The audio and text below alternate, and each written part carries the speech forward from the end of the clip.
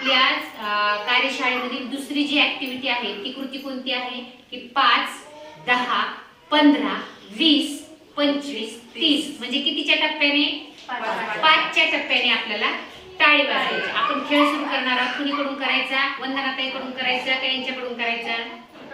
हा, चला आपण इथून स्टार्ट करूया. वंदनाताईकडून तुम्ही काय करणार आहेत? 1, 2, 3, 4 तुम्ही 5 म्हणायचं नाही तर टाळी द्यायची. 6, 7, 8, 9, 10 म्हणायचं नाही तर टाळी द्यायची. लक्षात आले? 5 म्हणायचे नाही टाळी द्यायची, 10 म्हणायचे नाही टाळी द्यायची, 15 म्हणायचे नाही टाळी द्यायची.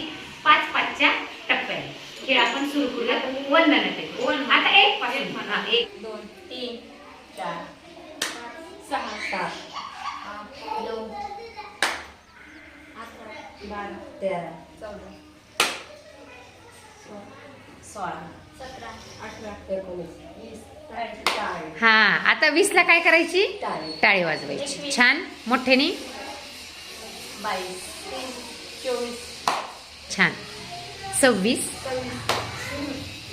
बरोबर आहे. 25 ला टाळी यांनी दिली ना, मग त्यांनी फक्त म्हणायचे 26, टाळी नाही द्यायची. हा, 27, 28, 29, 31 ला टाळी नाही द्यायची. छान. बघा मला सांगा, याच्यामधून तुम्हाला काय शिकायला मिळालं? म्हणजे तुम्ही तर खेळात पण तुमच्या मुलांकडून तुम्ही घेणार आहेत. मग या कृतीमधून काय शिकायला मिळालं तुम्हाला?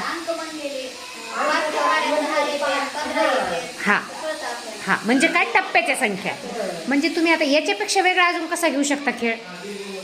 5च्या ऐवजी तुम्ही 3-3च्या टप्प्याने घेऊ शकता, 2-2च्या टप्प्याने घेऊ शकता,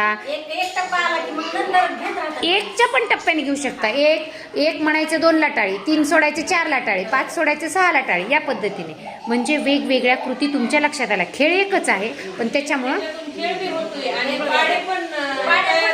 सगळ्यात महत्वाचं म्हणजे ज्ञान, माहिती, आनंद आणि शिक्षण, या 4ही गोष्टी आपल्याला या कृतीमधून शिकायला मिळाल्या.